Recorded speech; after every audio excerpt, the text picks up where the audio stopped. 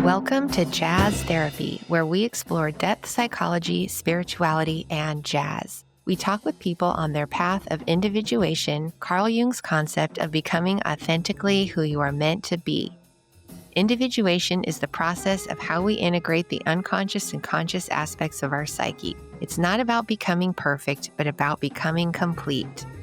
Then we take inspiration and listen to jazz, reflecting on what thoughts, emotions, and reveries arise, helping us to know ourselves in a deeper way as we walk the path together.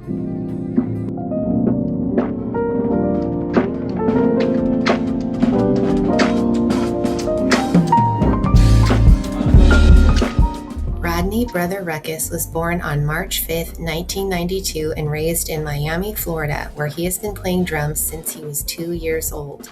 Ruckus is a Berklee College of Music alumni and is touring all over the world, playing music with his group called the Ruckus Late Nights.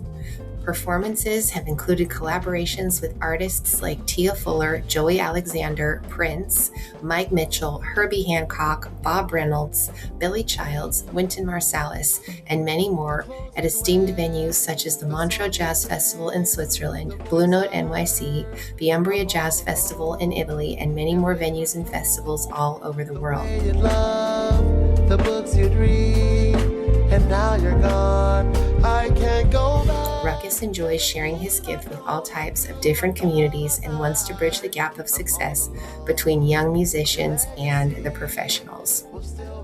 His work draws comparisons to Robert Glasper, Thundercat Anderson, Pac, Branford Marsalis, Kendrick Lamar, Chick Corea, Thelonious Monk, Erykah Badu, Mike Mitchell, Chris Tate, and Terrace Martin. The way you love the books you'd read, and now you're gone. I can't go back. Onwards and upwards. Ralph Peterson, quoting his trumpet teacher, William Butler Fielder. Here's another quote. The music washes away the dust of everyday life. Art Blakey.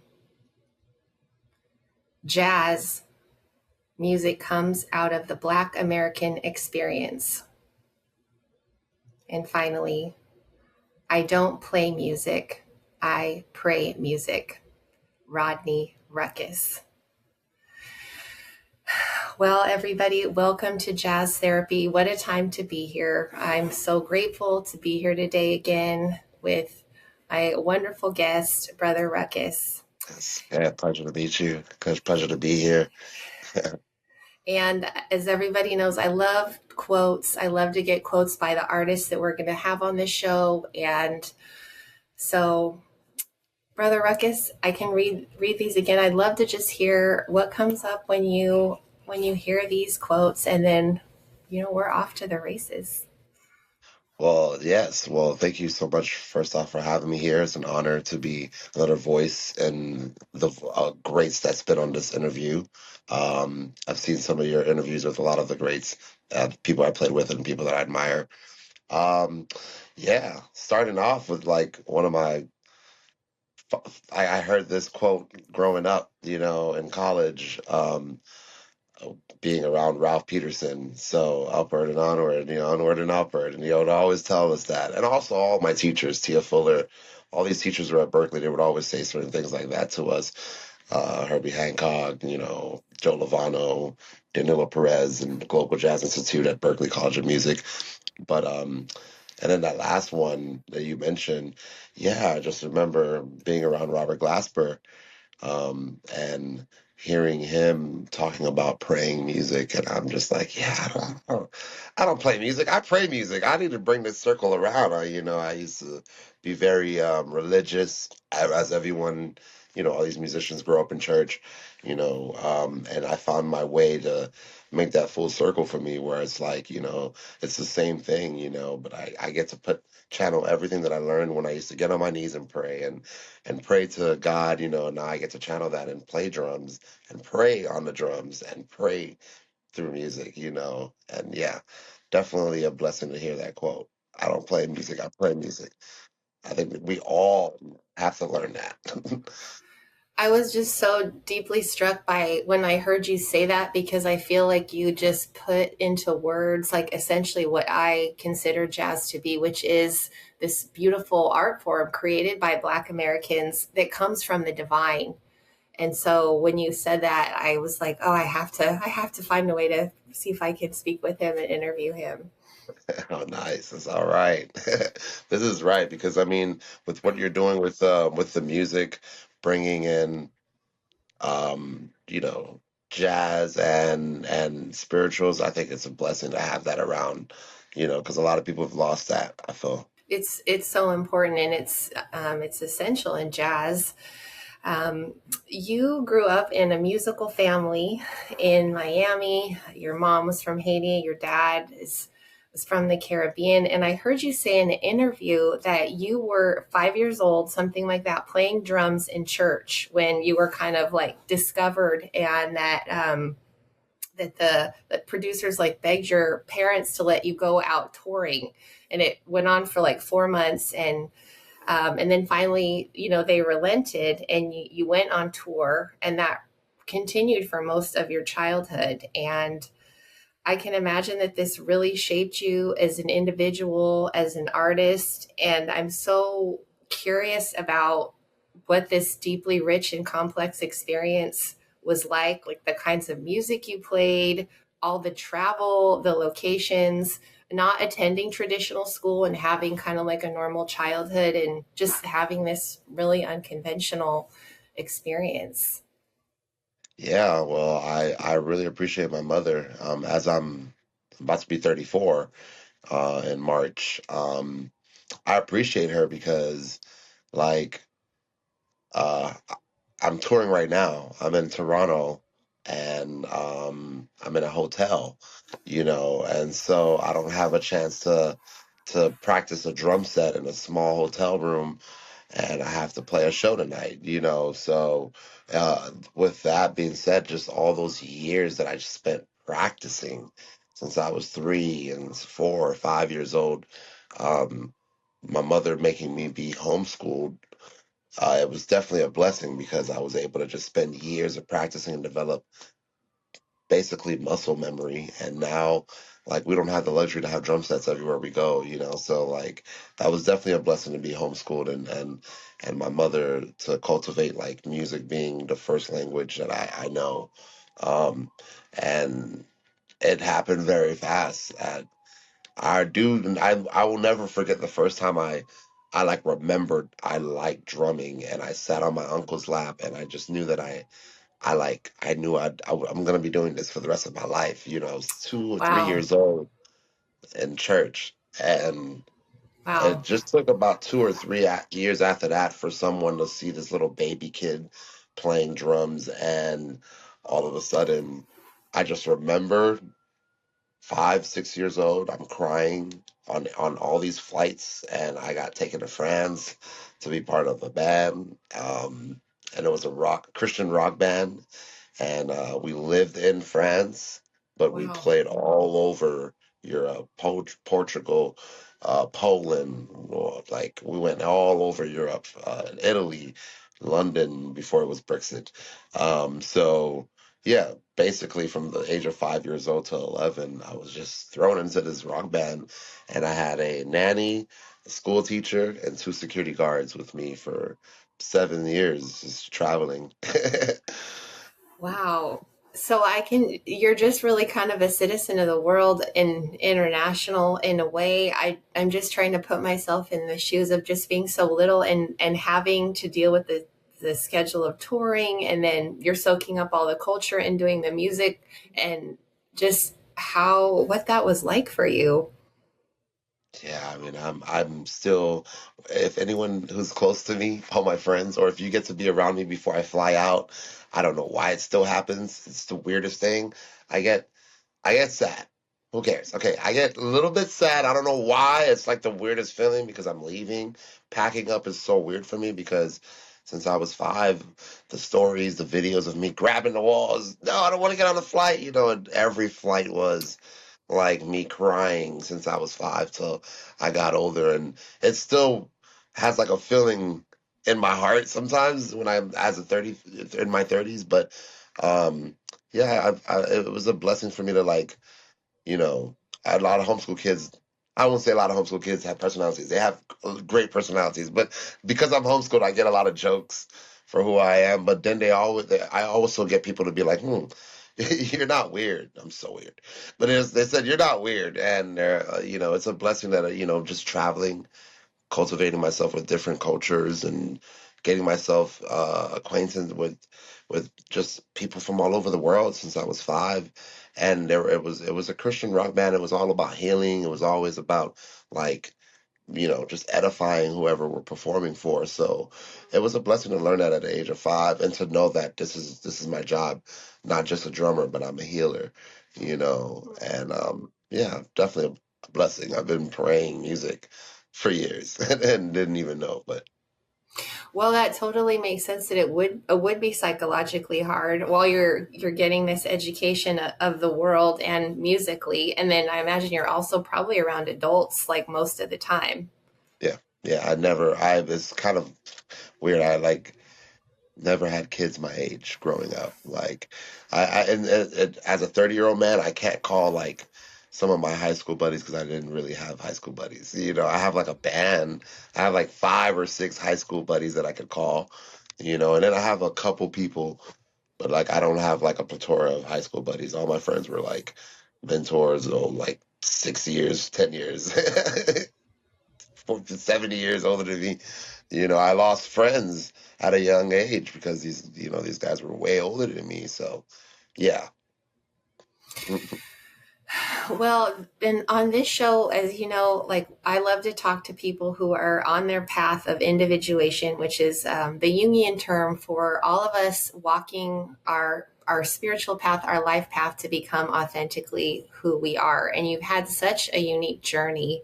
I wonder if you could tell us about kind of your calling to really professionally follow the drums. You've had so much in your career, and just like after that initial period of touring, and then kind of how you followed your soul's longing, continuing on after that. Well, when I moved back to America, I was around 11 years old. I definitely felt like, yeah, there's pros and cons on being on the road since you were 5 and dealing with life issues. And, you know, I had security, but still, it was like my mom wasn't there, you know. Um, but getting back home, I remember that time I was really focused on like being in church and at 13 years old, I think I became a band director at my church and felt like it just kept moving up. Then I started, you know, working on being a youth pastor at my church, and I was kind of just in charge of music ministry and helping out with the youth. And I remember even getting a full scholarship to Berkelee. I went to Berkelee College of Music's 5-week program, and I went twice. They gave me a full scholarship both time, and I didn't take the first time. You know, I actually wanted to focus on being a pastor and focus on, you know, the Bible and learning all that things. And there was a time where, yeah, I denied the scholarship so I can focus on that, and I thought it was great because I'm a teacher now, and I like what I do now. It was just a full circle for me to just sit down for a few years and work on being a man of God or a pastor. And then I finally went to college a little late, which I also think was perfect too. I was a little more mature when I went to college. Wasn't really doing the college hang. I was kind of getting. I mean, I feel like I'm successful not because I didn't waste any time at Berklee College of Music. I was a little older and I just like got what I needed. Um, and yeah, being out there, I think I got a little bit of a change of mind where hanging out with Joe Lovano, Danilo Perez, Herbie Hancock, um, Ben Street, just so many great teachers. Tia Fuller. Those are just that's the Global Jazz Institute. But then we had, you know, Ralph and we had all these people. I mean, I definitely remember when I was 16, Ralph like took me away, and I was just like, damn, I'm learning music and stuff like that. And I think I got to a point where I really wanted to focus on God. So Yeah, I did kind of had a moment where just all these spiritual things were happening to me between the age of 16 and 20, 21, 22. And yeah, I dropped out of college at 23, and it's been the journey since then. Um, yeah, it's been a crazy journey. I mean, I have moments where I lived in Minnesota, went to college there. A great man by the name of Roger Nelson, reached out to me. I used to play bass for John Blackwell, who was his drummer, and just all these people just reached out to me, and they were able to put into my. I mentioned these names because these people were able to like get me to see a different way and to enlighten me with like more information than just what was in the Bible, and see that there was no blockage between me and God, or the Bible between me and God. It was more so music invited me to be also a God, and to join that spiritual realm of healing. So yeah, all these stories, is so many. Well, I love how you're kind of speaking to honoring your calling. It sounds like after the really intense upbringing of touring, and then you're just kind of so precocious at being a band leader, and then you felt this call to kind of nourish another side of you with like direct study and spirituality and becoming a pastor. And then you mentioned like Herbie Hancock, for instance, who's such a deeply spiritual, beautiful soul. I would say he's a bodhisattva, like somebody that's like fully awake. I wonder if you could talk about like the evolution of your spirituality from kind of being a pastor towards now, like, I don't play music, I pray music. I sense you're sort of saying you've shifted and grown over time, and so has your connection with what spirituality is and what that looks like in your life. Well, I definitely, when I get that feeling, I don't want to feel like I've grown from this because, when I go back and see my family, like, I still love what's going on. I see like certain rules that were in the church, when I go back and visit the church, and I'm like, oh, this is the reason why I have like respect and compassion in my life, and awareness, empathy. Like, I realize these things when I go back and visit these churches that I used to go to. So I don't want to feel like I got better.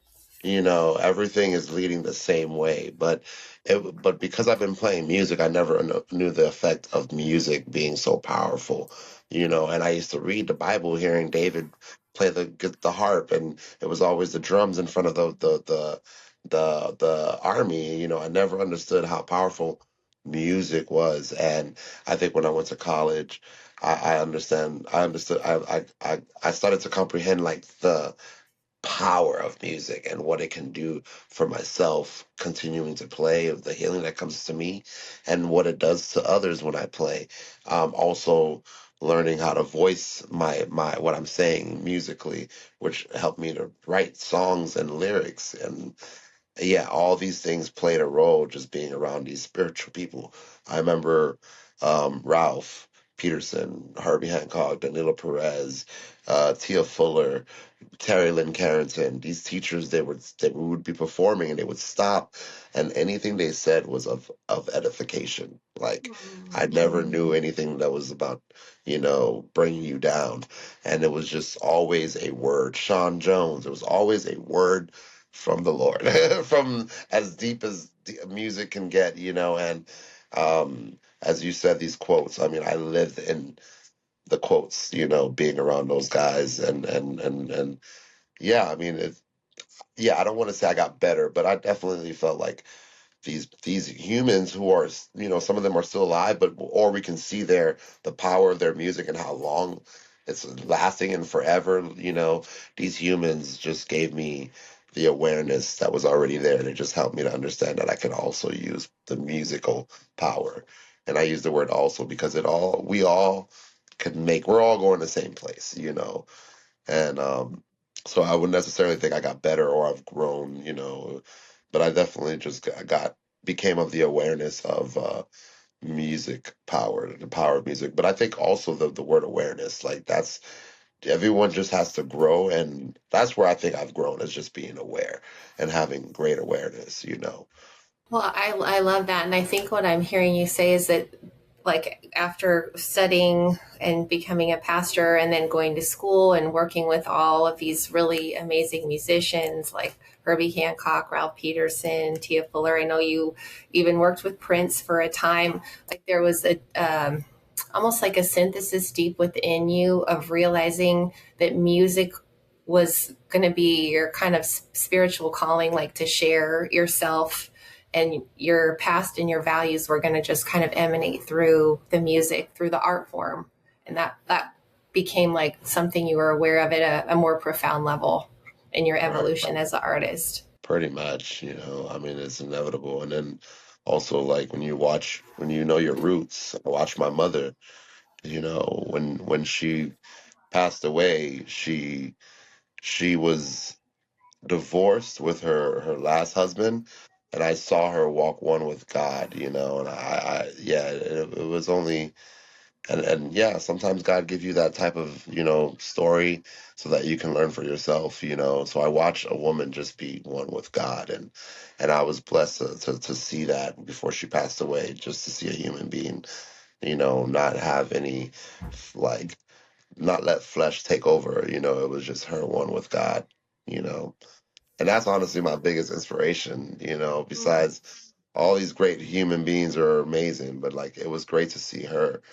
She was a police officer, a pastor, just helping. She had a school, and just, yeah, it was inevitable for me to like just turn around and look at what my mother's life and copy it, and continue the legacy. What a beautiful legacy she left you, and just also being able to really be fully present with with somebody and at that time when they are dying. And I just hear such a deep appreciation for everything that she gave you.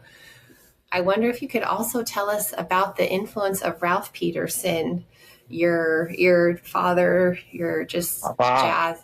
Yes, and we're going to be listening to his music later today, All and right. I'm just so curious about how you would share Man, that with. I regret not spending much time with my mother and teaching her music. There's a lot of videos of me trying to push her to play trumpet and push her to play music, but I do regret because I feel like she would have been, with who she is, she would have been a killing jazz trumpet player or something like that. But I definitely had the opportunity.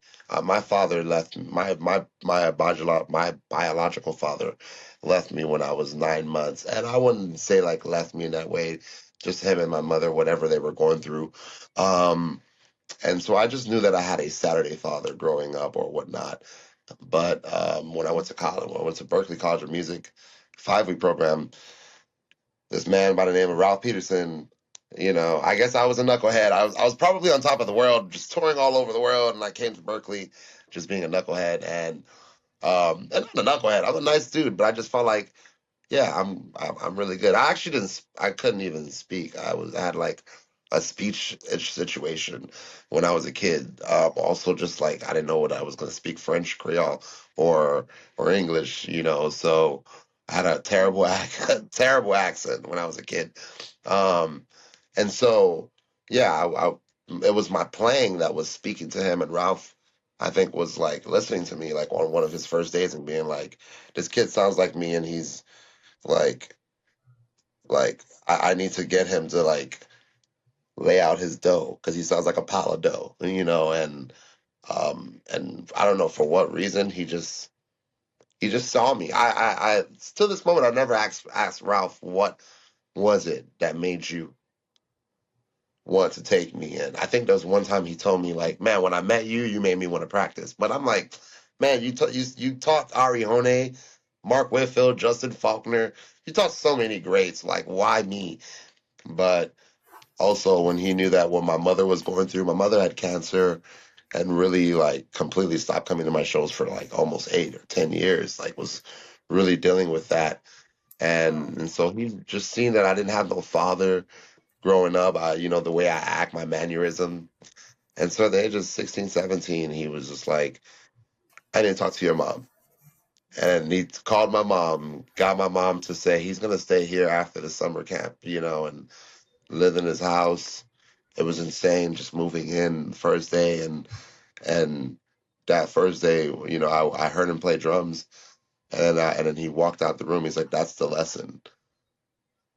And Wow. Ralph never sat down with me. Ralph has never sat down, maybe just once, but he's never sat down with me and said, "This is what you do. This is what you do." He said, "That's the lesson. Use your ears. You're gonna learn how to use your ears. Being a man is being aware. You have to have awareness, you know."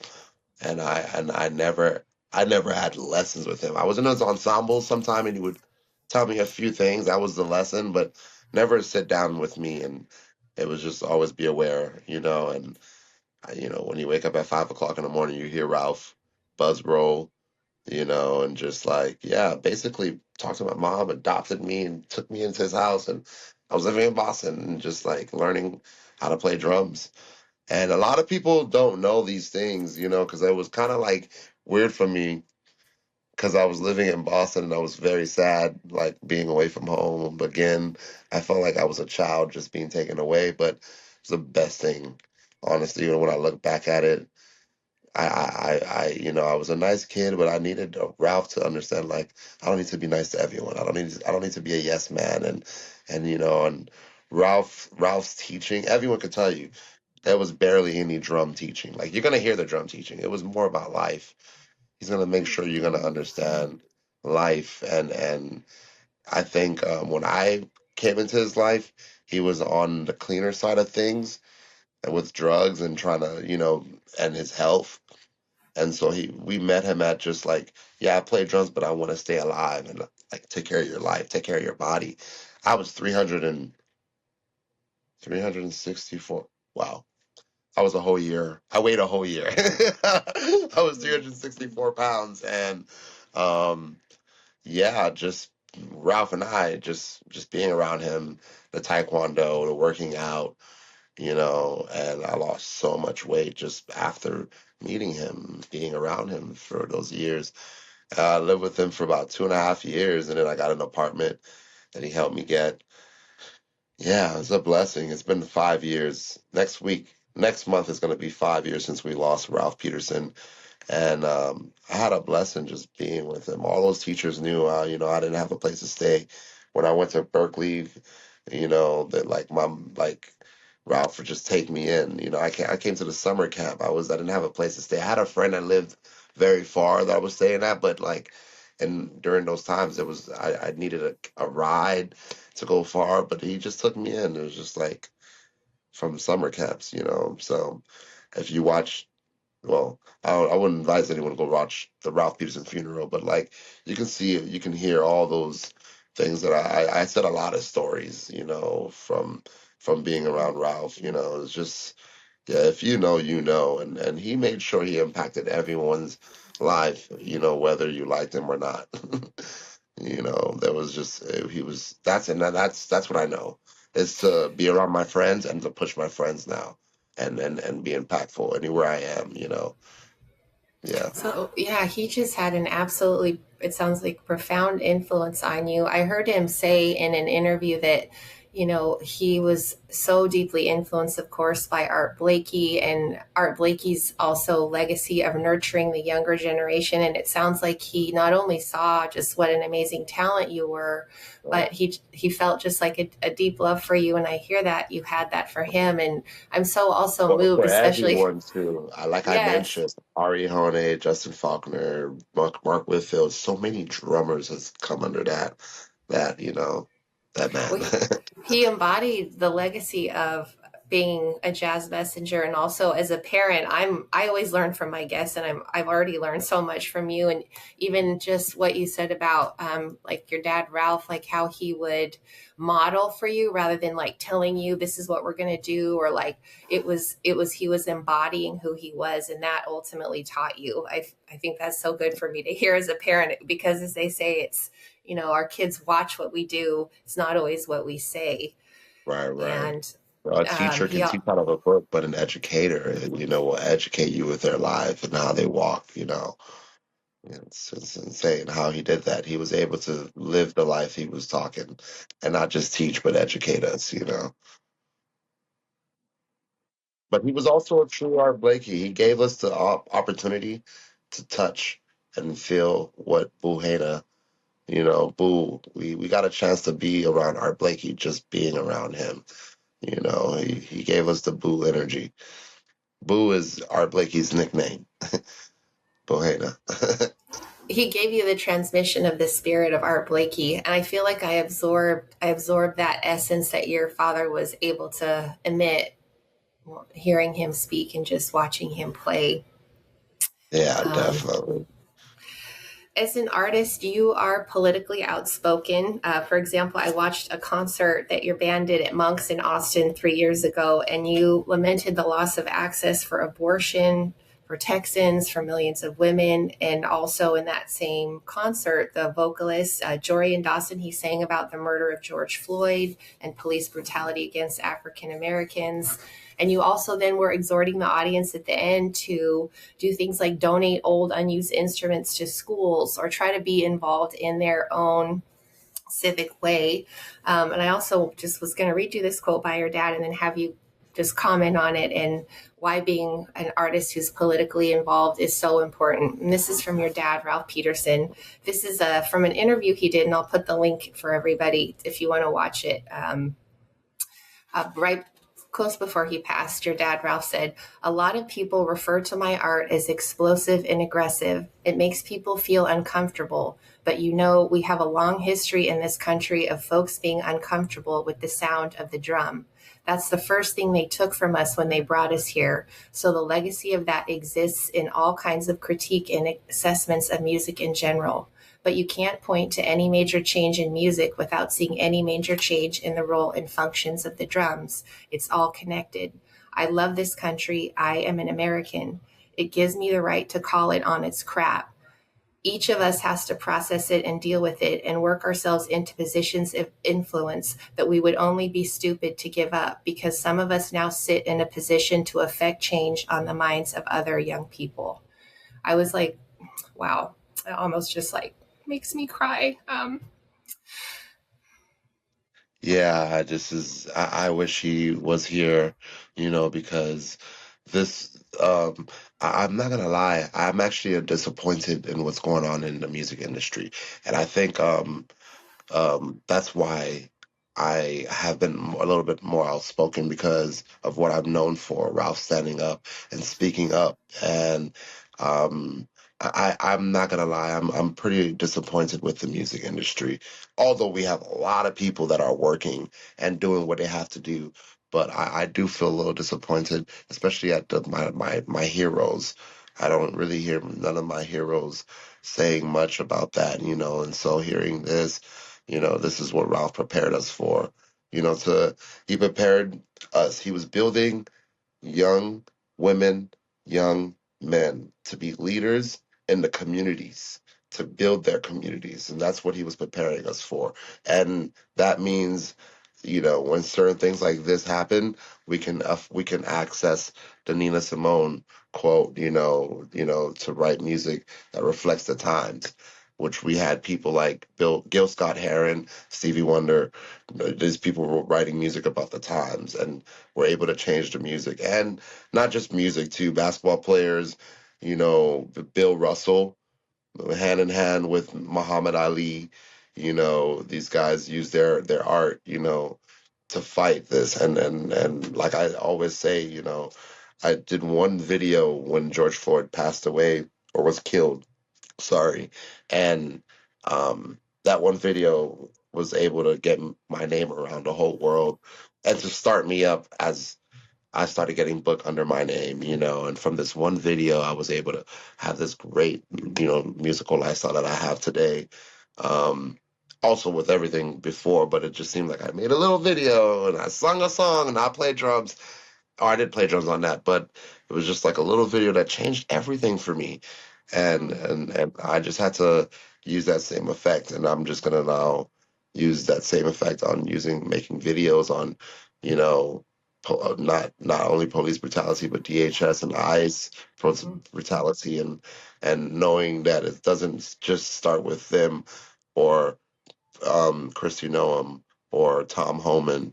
It goes to the head, who we know, not just even Stephen Miller. It goes to the head. of Donald Trump. And for me, it's just like, yeah, I can't help but not stand up, because I remember Ralph Peterson standing up. In that moment, we weren't dealing with this nonsense of a president that we have right now. We weren't dealing with that, but we were definitely in a space where Ralph was just standing up and just like standing up for me, just trying to stand up for me and push me to be the best that I can be. You know, with Ralph, I learned to be the best musician. And then like people like a lot of people don't know, like those my two greatest music gods, if you want to say, is Influences. Ralph Peterson and Robert Glasper.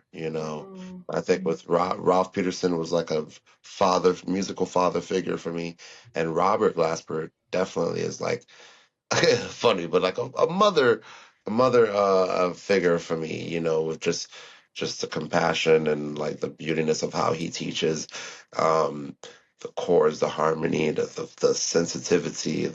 They both had their same type of things, but just like you read his quote, like yeah, the drums were. It was setting a tone, and it might have been uncomfortable for certain people, versus Robert Glasper being more edible to the ears. Um, and yeah, those two, I mean, I just kind of like watched these two artists, and I could not help but, not stand up, because these guys stood up. These guys stood up for music, and everyone who knows Ralph knows that he wasn't just hanging out. He wants to make sure he gives you the torch, like, continue this legacy. There's a legacy that I took, from Art Blakey, that he said he took it from Art Blakey, also from Tony Williams, and yeah, he was just all about that. He's like, don't stay right here. See where I got it from, and then see where I'm going. He was just all about the whole message, not his story, not her story, but the whole story.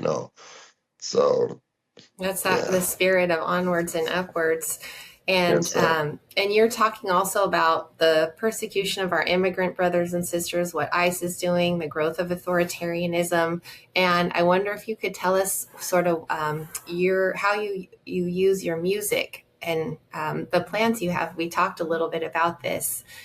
Going yes. forward as your acts of protest while you continue to share your beautiful art form with the world. Well, I am planning. I've been planning a tour since December. Um, Basically, I've been protesting at jazz clubs or any music venue that I go to. Um, it's there's a few ways that I protest. Sometimes I wait till the end of the of the event, and while everyone's outside saying goodbye, I would, scream out, politely, you know, hey guys, this is just for the musicians, and if you are not a musician, please do not argue or come and talk to me. But if you're a musician, I welcome your conversation. Um, but musicians, we have to use our platform and just speak up, even if you just speak up a little bit, but also go backwards, like educate yourself. And it's not social media, it's not the news. You don't need the news. Sometimes people like me and some of our friends are getting phone calls. It's personal now. We're hearing the calls that people are getting taken, and so we have to stand up, educate ourselves, and also just feel what we're, if anything, just feel what we're feeling and have empathy. Quick, short, in and out. Everyone claps, we leave. And musicianship tends to only mean be good at music. But if it forgets that, you have being good musicianship has to do with like having respect and love for your brothers and going the extra mile sometimes. um a lot of this music, the successful musicians know that musicianship means like love for your brothers and sisters. It has nothing to do with being the better musician. That's inevitable. To be a good musician, you have to work on all these things. But musicianship means just having if you write your songs out clearly, just being clear. All these little things that has nothing to do with music. Being clear with your itinerary. You know. Um, yeah, just the word musicianship, I think, is lost in the music world. And with this tour, I really want to It's usually my birthday tour in March, but I want to put that down and focus on, giving love to the people. It's taking time on my effort. I have to leave job, I have to leave everything and make space for this thing that needs to happen. And I don't know what this thing is. I'm a musician, so I improvise and I come at it. We're going to create it, but I'm here to create space for what's going on. I forgot the one man in in LA that was killed after being in ICE custody that we never really talked about. But I also know Alex Pretty was killed at a place that I used to perform at all the time.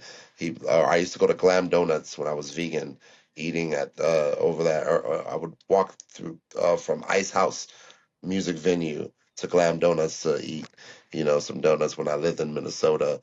Um, um, Renee Nicole Good, just like leaving a space for that, So I'm setting up this tour, and we're going all over from New York to Atlanta, Charlotte, San Francisco, Chicago, Minnesota.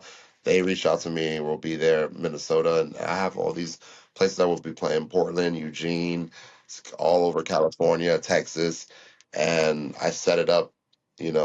For the whole month of January. I've just been working on it, and yeah, just a space for me to bring awareness, quietness, a moment of silence for these, human beings that were executed. Um, Also, yeah, if you go to my shows, sometimes people are upset at me. I play for 20 minutes and then I talk for 30 minutes, um, and in a form of comedy but also realness. I know people are drinking, so don't want to be all straightforward. But it's been a blessing that God has used me, and the music and the universe has like been able to bless me with like different little talents, like comedy, jazz, playing all these instruments. So. Yeah, I've been using my shows to play some music for the people, but also have a moment of like realness and communication and talk about what's really going on in our world. Yeah, so this tour will be starting February 1st till April 2nd. And yeah, we're just going to be bringing awareness. I'll have videos or audio recordings about what's going on. And just, yeah, I think every place that we are performing is a space that invites that energy too. So but I'm also gonna try to raise money and Wow.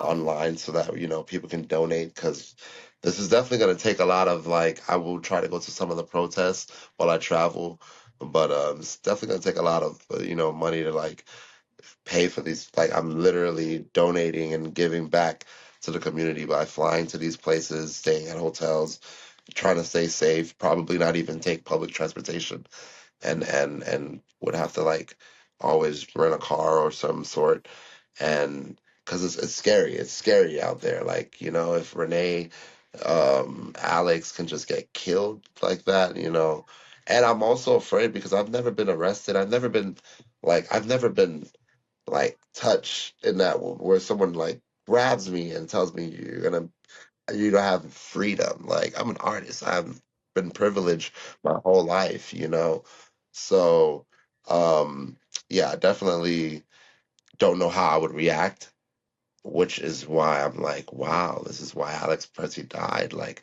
he didn't know he would this is not what he's trained for, Well, you he's a know. nurse. He's helping people just like you with your music. Like he was just out there to support. And I'm so touched you could be vulnerable and say you're afraid, and yet you're going to keep on going with your art anyway.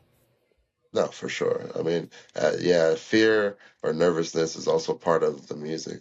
Sometimes when you make a mistake, you get scared, but then you use that to influence the next part of the solo. And then you realize that's a fast track thing that happens in your brain that you don't even think about because mistakes are also cool to you as a musician. So yeah, this is just, yeah, it's a bit of a fear because we're seeing it.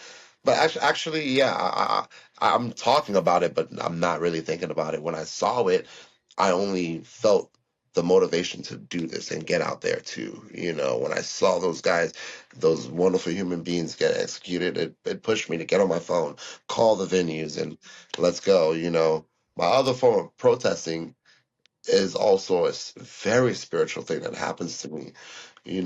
Everyone who grew up in church, there's certain churches where you grew up hearing people speaking in tongues, and then they might Right. translate what they said, or a person across the room would be like, "Oh, this is what this person said," and that could be a joke, it could be real, I don't know. But for me on the drums, I am so happy that I've been able to like feel the drum talk to me in a way where every drummer has this way where the drummer can talk to you, but now it's saying words to me.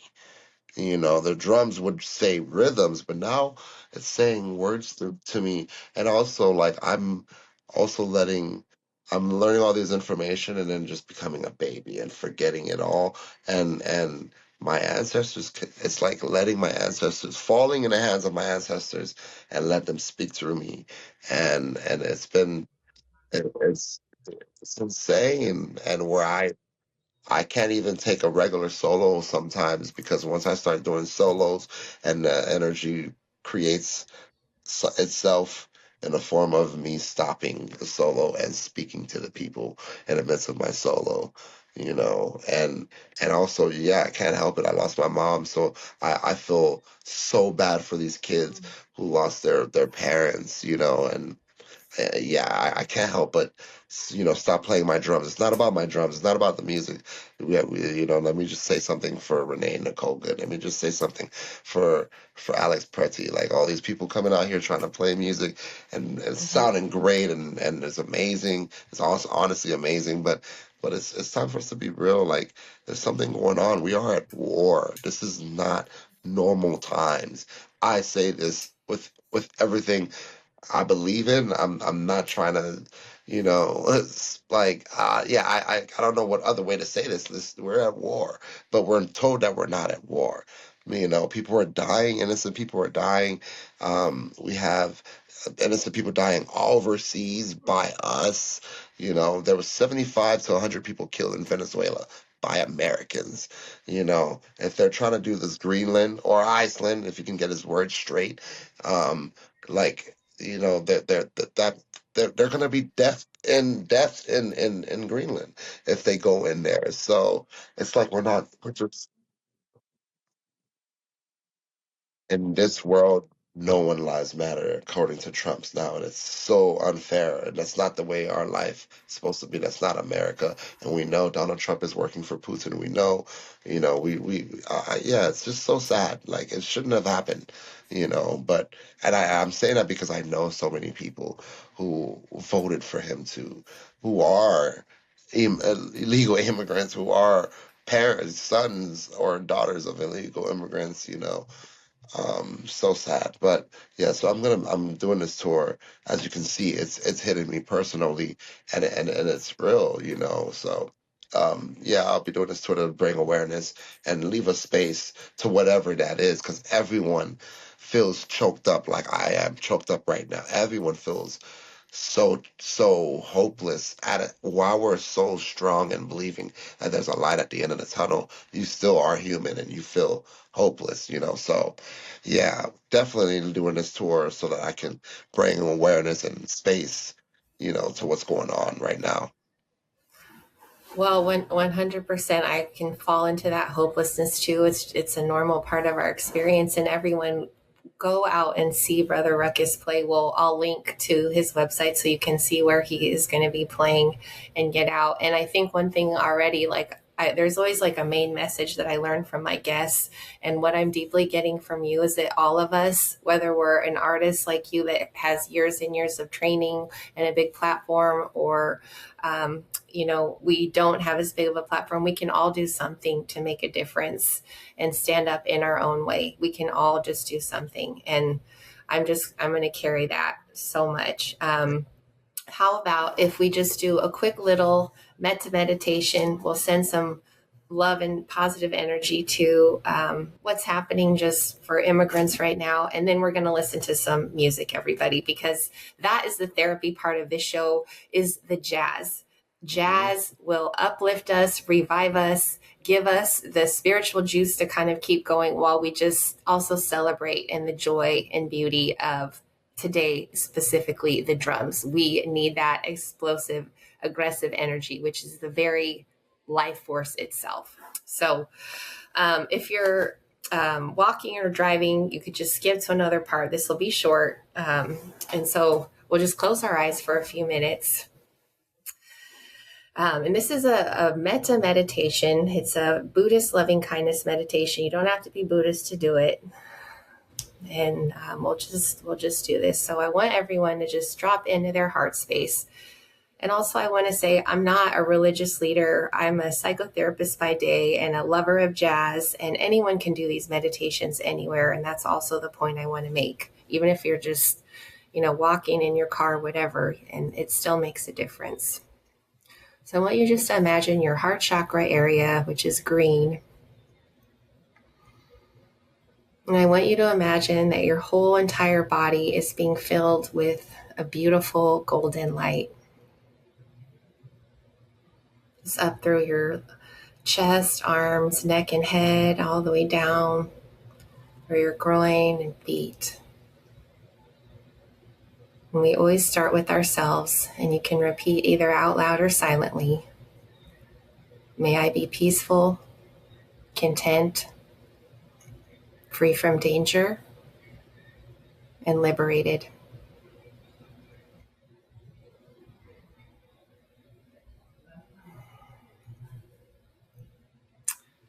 And now we're going to imagine that from our hearts, wherever you are in the world, we're going to send this same golden light out to the families of Renee Good and Alex Presti, who are grieving their loved ones who they lost, who stood up bravely to fight back. Just imagine this golden light is filling the families of Renee and Alex. May they be peaceful, content, free from danger, and liberated.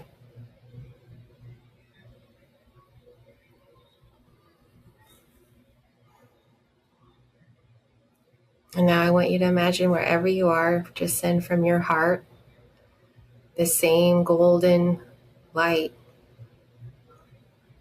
to everyone in our country who identifies as an undocumented immigrant,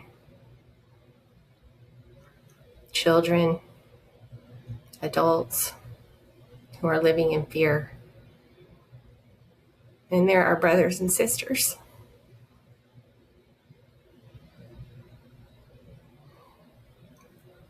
May they be peaceful, content, free from danger, and liberated. Now these last ones are harder.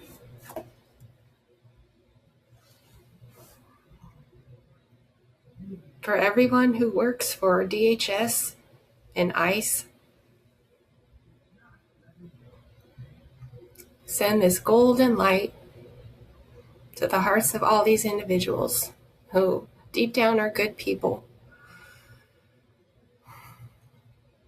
May they be peaceful, content, free from danger,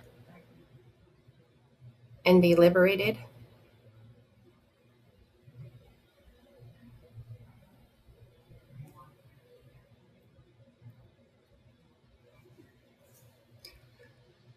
And finally, to President Trump, we too send him the same golden light.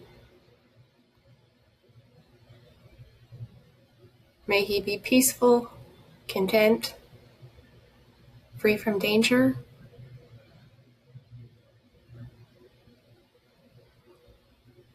and be liberated. And may mercy and justice fall upon his heart.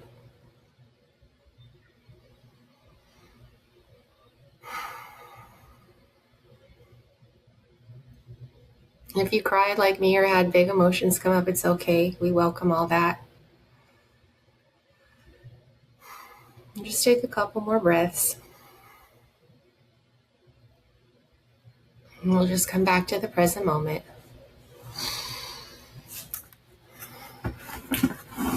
And thank you just for doing that with us. Listen to the prayers for Donald Trump, but I had to open my eyes because I didn't have enough energy for him. It's hard, But right? I hear you and I commend you for you even the ice. I can get it. It's just people being, um, bought and people being, manipulated. But yeah, it's tough, because like Hitler did not have my prayer, and Hitler did not. I'm sure there was a person just like that had to pray for him, and that was just that person. And I appreciate that the universe has you to pray for Donald Trump, because it's needed. But yeah, it was hard for me to keep my eyes closed for that. It's so hard. And I also want to say I am not like some perfect pious person. You could ask my husband. I am flawed. I have to work on myself every day interpersonally. So I do not want to position myself like I am holier than thou, or like I work on myself all the time. And sometimes it's almost easier for me to pray for someone far away that I can see suffering, but I can get really hooked, at home with my nearest and dearest. So I'm just putting that out there. I'm very human. Yeah, Um, that's great. That's like, ooh, so, well, let us tough. let us lift our spirits up now with some jazz, because you can always count on jazz to do that. So we're going to go to the music of Ralph Peterson, and we're going to hear some amazing drums. The first, and I was going to read a long bio by him, but in the spirit of time, I will put a wonderful one from Jazz Times up on the website so you guys can read it. We're going to go to a recording from the Michael Brecker Group, and this is from Leverkusen, Germany. And this concert was recorded in 2007. It's Joey Calderoso on the piano, Michael Brecker, James Genus, and then Ralph Peterson on the drums. And I'll put the link on YouTube. So let's go ahead and listen to that.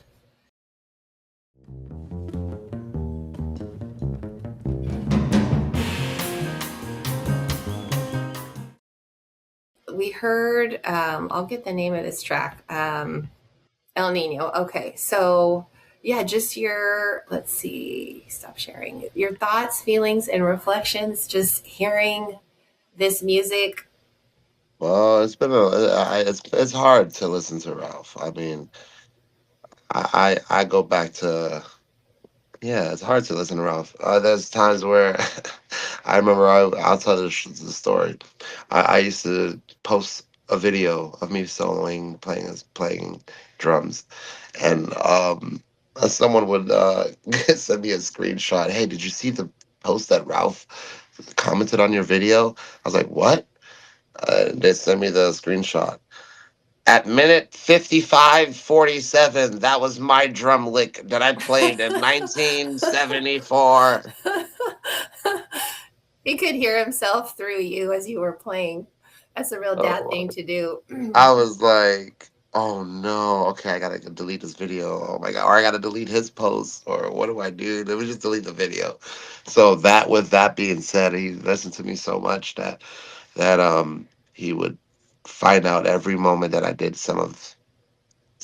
one of his licks or whatnot. And it wouldn't even be that, but whatever.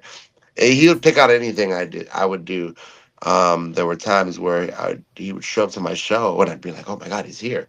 Either excited or freaked out, and then he'll show up and remove my bass drum pedal and then leave.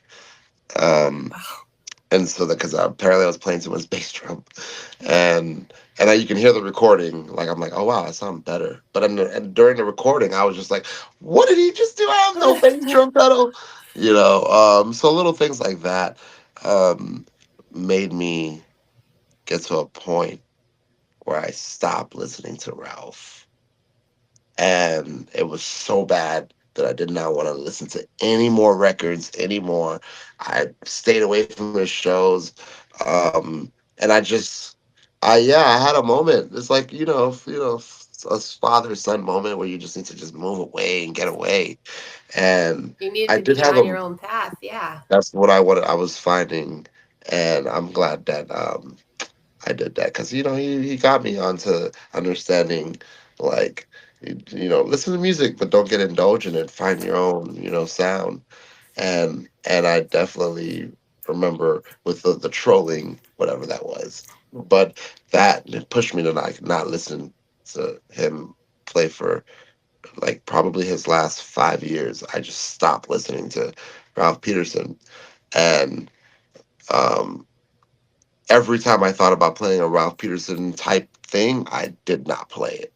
You know, um, and it was sad because like when he passed away March 1st, 2000 or 5 years ago, um, I was very, very devastated because I'm like, oh man, I put this away, and then I got called to do all these Ralph Peterson tribute shows. Let's get Baby Ralph. I was called Baby Ralph, and yeah, I guess with all that, I got back into listening to him, and I was like, what the heck was I thinking? Like, so what if I copy him? Like, that's the best drumming is. It's honestly, it makes it hard for me to listen to any other drummer. I can appreciate all the drummers, but after Ralph, I mean, there's just nothing like that. And yeah, I definitely had a moment where I stopped listening to him, and I had to pick the records out the day he passed away. I got back to listening to Ralph, which, it's been such a blessing for me. And Well, then I was gonna oh say yeah. that also pushed me to like I don't listen to music. Like if you I like that I don't support Spotify, even Hmm. though my records on Spotify. I I don't have the Spotify app or whatnot. I use YouTube to listen to music. Or audio files in my private files. I really don't listen to music for the last 8 years. Like when my friends are listening to videos or drummers and music, I'm like, what's happening? Like I'm like checking in, like, wow, who's this drummer? And yeah, Ralph definitely have gotten me to like stop being influenced by all these music and find the music within myself. So my friends usually come to me and be like, yo, check this. Oh, actually, wait, I forgot you don't listen to music. Never mind. My Mm. friends who really know me know that I don't want to listen to no mainstream music. Let me hear your music. Let me hear your friend's record. Like, do you have any recordings? Let's go to the studio. Let's get you recorded so when we're in the car, we can listen to our music. Well, you have discernment about your process, and that totally makes sense that you needed to kind of separate and go your own way, and then coming back to it. Now you're hearing so many more different levels. For me, in that piece, it was Ralph's drumming that really brought it alive because it was, it was just kind of like it was going along. Michael Brecker, he's very talented, and then all of a sudden, your dad comes in with like this Latin rhythm beats, and I was like, yeah, now it's taken off, and that transformed the sound of that whole song. Yeah. And also, I just have to say, he was so stylish, like with his cool glasses, and like he stood out for that reason. So, well, let's go to Ralph was another. born in Jersey, Like, he so was he's a stylish. Jersey extra extra. Read all about it. I Was he love born? that. I have that in my. Let's see. He was actually, yeah, Pleasantville, New Jersey, May 20th, 1962. Okay, well, let's go to our second song. Now, this is, of course, a Ralph Peterson composition, The Art of War. We're going to hear the Nate Hook Quartet. Nate Hook on sax, Ralph Peterson, of course, drums, Billy Test on piano, and Yoshi Waki on the bass. And this is from a recording April 7th, 2016. Oh, I love this.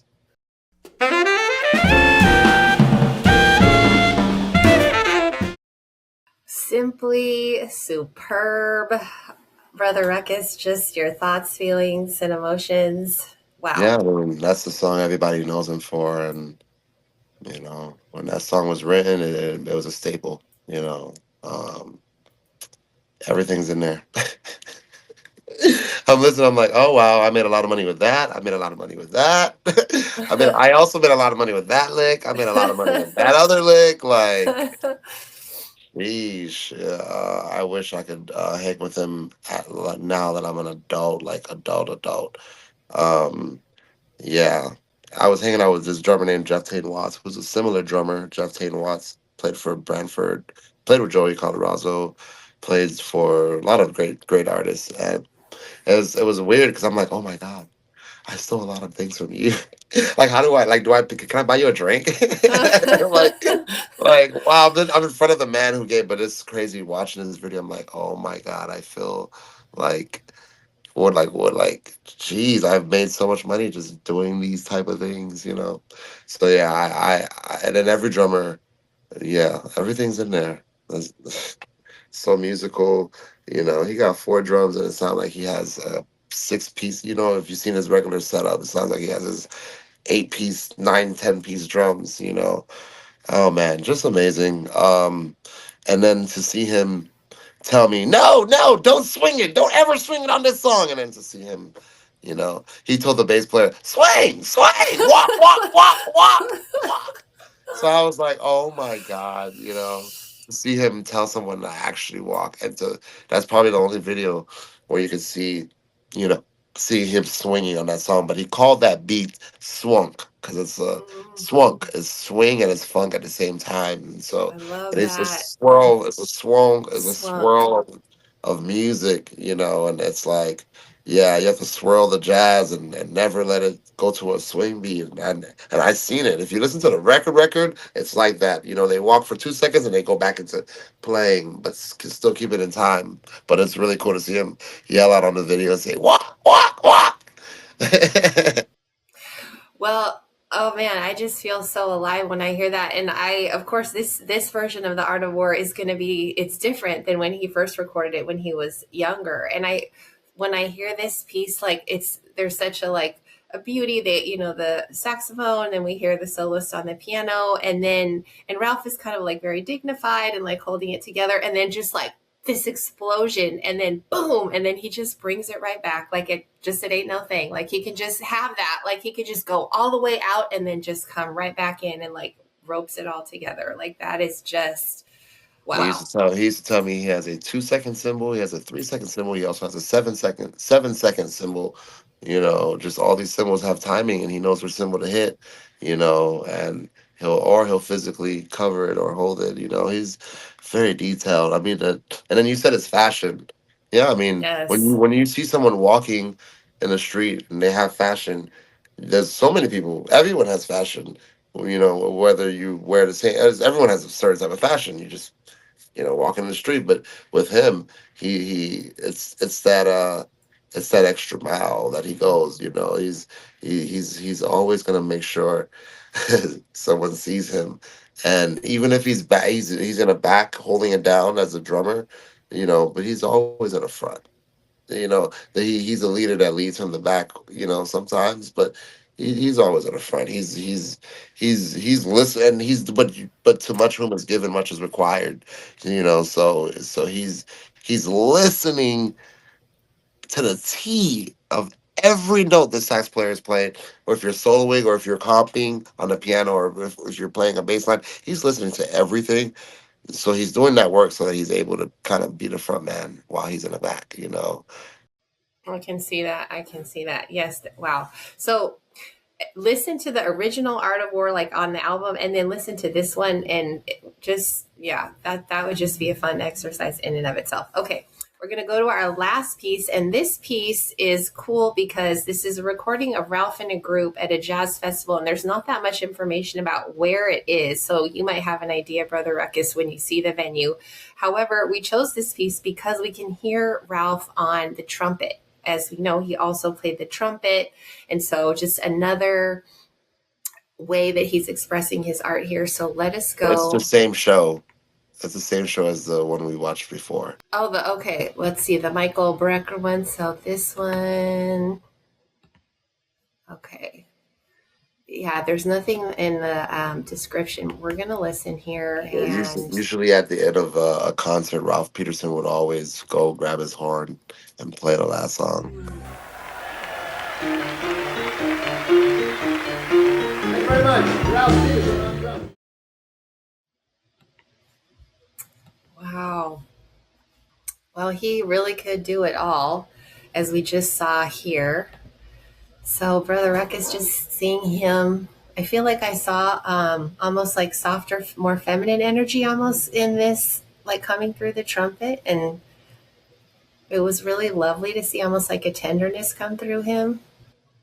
even though the piece was still very lively. Like I can't really describe it. It's what came up for That's you. funny because Ralph was not gonna give you any drumsticks or give you any drum stuff. Like he's gonna make you work for it.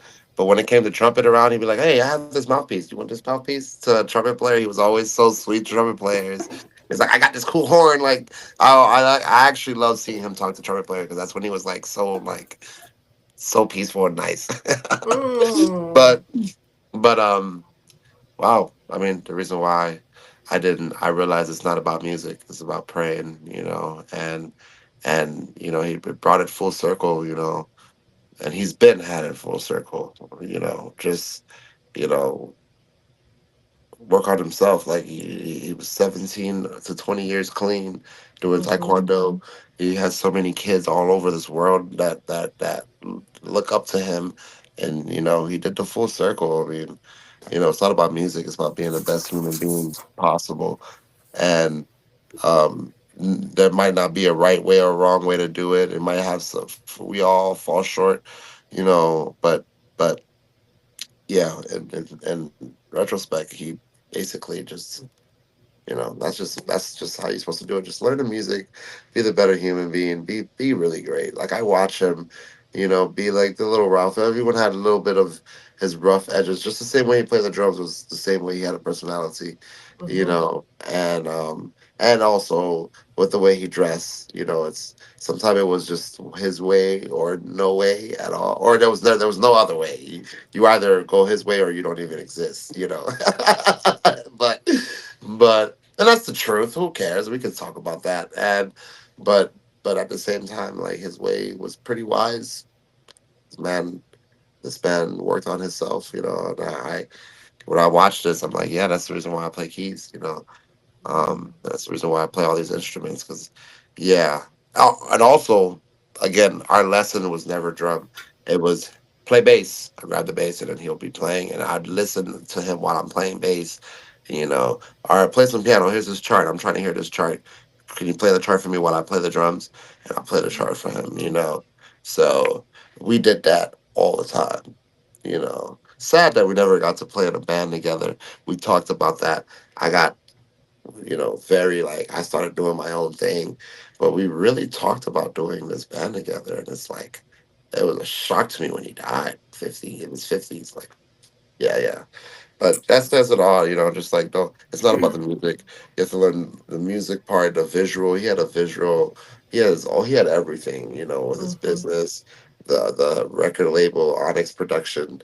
Um and then he had the give back to the community part, which is me. It's a lot of people all over the world. So yeah, if you know this guy's in life, you understand like what the goal is. Yeah, you might be down at the bottom, but you could still get right back up. Had a great salary at Berkeley College of Music. You know, yeah, this man was. Yeah, you no matter where you are, you can definitely stand up for yourself and be successful. And he was that. Oh, well, I love that. And I hear you speaking to what a complex person he was. Like, he had his rough parts just like we all do. And then he also had like a softer side that would come out, and that he really could just sort of play all these instruments. And I was also struck by seeing some of his interviews at the end of his life where he would wear a yin and yang symbol, just kind of like symbolizing like, the internal conflict that we have and the opposites, but ultimately like all of it being in balance, just all of that being in harmony. So, well, Brother Ruckus, it was just truly a delight to be with you here today. I was just so honored to have you, and I just can only imagine that your dad is just reveling in all that you're doing right now. I feel like the big thesis that you've left us with, me with, is just to continue to do what I can in my own way, to continue to stand up and make humanity better, make society better. We work on ourselves, and then we can all protest. You protest musically, and we can all find our own ways to do that and give back. And I just, I appreciate what you have. I hope everyone could tune in to Jesse Shapiro and all the stuff that you got going on, because this is needed in the community. Truly needed because a lot of the kids are being technical with this music when it needs to be spiritual too at the same time, and a balance. It needs to be a balance, and it's just not indulging in what the school gives you, but really define your full circle. And this is beautiful that you have this platform. Honestly, for the moments of silence and the meditation that you provided for me. If the world could hear that part, and everyone just take a second, to hear a different type of prayer, it was a blessing to it was healing for me, and I think this is a great platform to share with others and to get other people to see that I don't know what you took from me. You do have this platform of like, healing, and continue to do that. Use whatever you can to just heal this Thank world. you. When a homeless person asks you for money, you're not thinking about how you look. You're thinking about, did you put cash in your pocket? Do you have Yes. cash on you? And if you know you don't have cash, you quickly tell them no, so you don't waste their time, so that they can move on. But you're not thinking about how good looking you look. Can you sing? Can you? No. So you have to feed the people, and don't think about how you look. Don't think how. Just feed the people. Or if you simply can't direct them, like you can't, so that they can move on, or direct them to a place where they can get help, or give another form of need, so of help. So Well, thank you for that. And we can check your website to find out about your upcoming tour dates and all that you're up to, and also your Instagram. I'll put the links for that too. That has all the latest, greatest that you are doing. Just to close us, I'm going to leave us with 3 final quotes, and then we will say goodbye. Quote, "What's important about my life is not that I live forever." Ralph Peterson. Next, "The nature of art is not always to make you feel good. The nature of art is to make you feel." Also Ralph Peterson. And then finally, "All you have to do is be able to feel." Art Blakey. yeah, wow, that's amazing. Thank you so much, Jesse. Thank you for listening, reflecting, and being present with us today. Please leave us a review and comment. Jazz Therapy is edited and produced by Patricio Garcia. Sage Salmon is our social media coordinator. To connect with us, find us on Instagram and TikTok. Our email is info@jazztherapy.com. Check back next week for our next episode. May Jazz Therapy soothe your soul.